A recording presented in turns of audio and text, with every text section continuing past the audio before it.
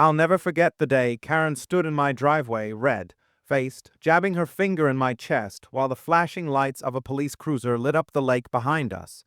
"You can't ignore the HOA forever," she screamed, waving a clipboard like it was the law itself. The officer looked between us, clearly confused, as Karen rattled off fake violations about my fence, my cabin, even my dog. But then I dropped the one sentence that froze her in place. "Karen, you don't own the lake. I do."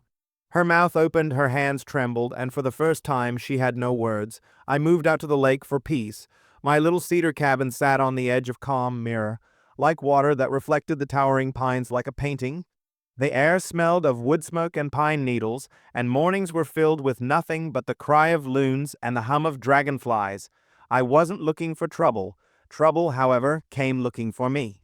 It started with a knock on my door one Saturday morning. When I opened it, there she was, Karen, short blonde bob, oversized sunglasses, clipboard in hand. Her smile didn't reach her eyes. "Good morning," she chirped, but there was something sharp in her tone.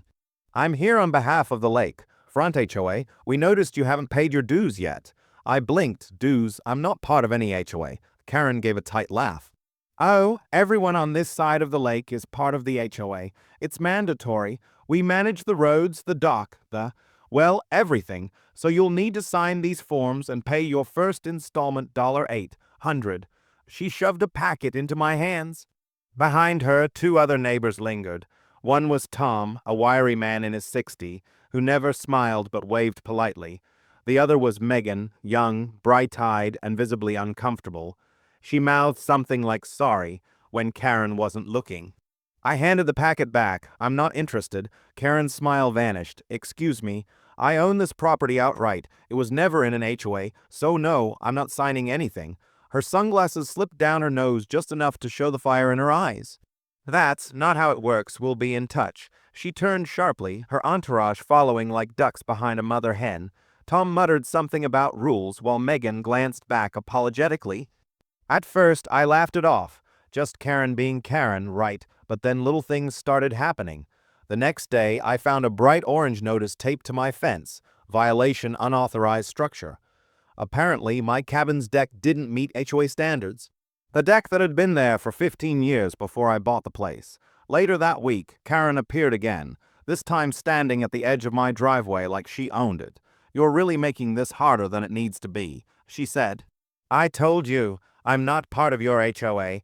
I replied, trying to keep calm. "You think you're special. Rules are rules. If you don't comply, we'll escalate." Her tone was icy. Tom shuffled awkwardly, and Megan looked like she wanted to sink into the ground. I stared at Karen, the hairs on the back of my neck rising. Something told me she wasn't bluffing.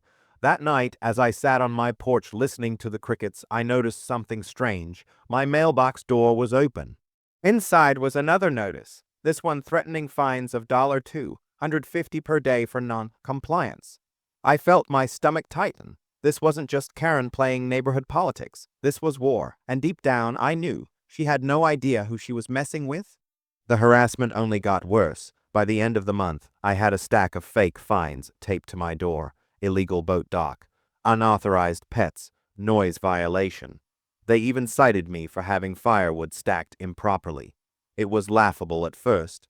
But after the 10th notice, it wasn't funny anymore. Worse, Karen spread rumors. At the local coffee shop, I overheard someone whisper, "That guy at the lake refuses to pay, thinks he's above the rules." Another neighbor drove past slowly one night, glaring, headlights lingering too long on my cabin. One evening, I confronted Karen directly. She was walking her little white dog past my driveway, clipboard as always in hand.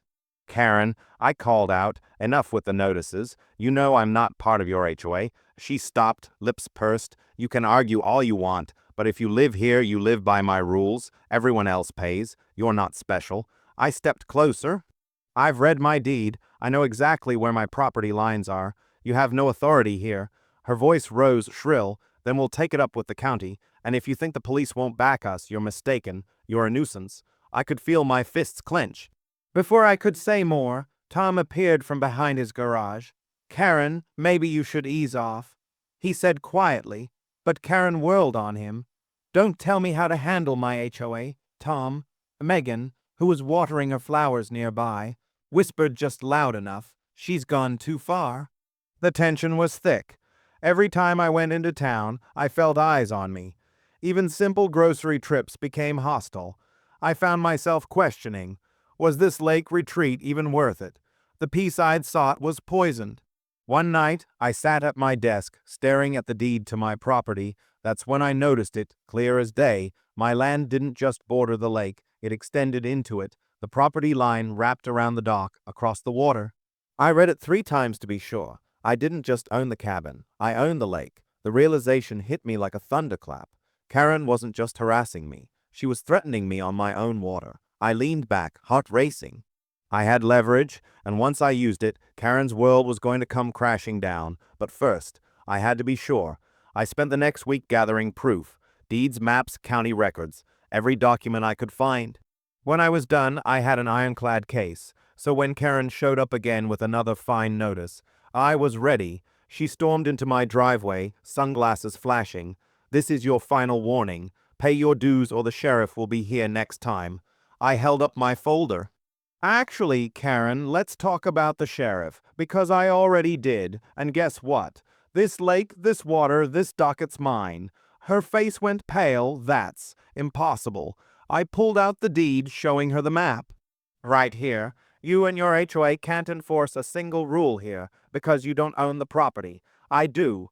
Tom stepped closer, peering at the document. His eyes widened. She's right. It's in black and white." Megan actually smiled, relief spreading across her face. Karen, though, wasn't ready to back down. She jabbed her finger in my chest. "I don't care what your paper says. I run this neighborhood." That's when the cruiser pulled up.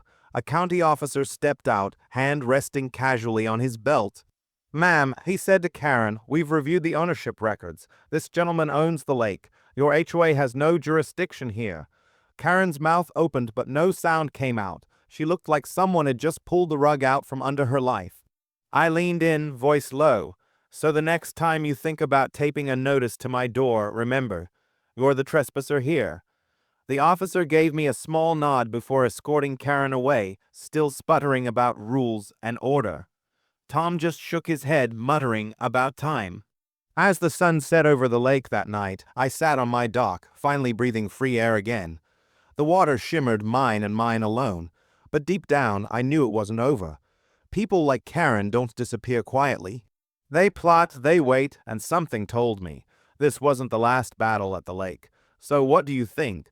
Did I handle Karen the right way? Would you have stood your ground, or just paid to keep the peace?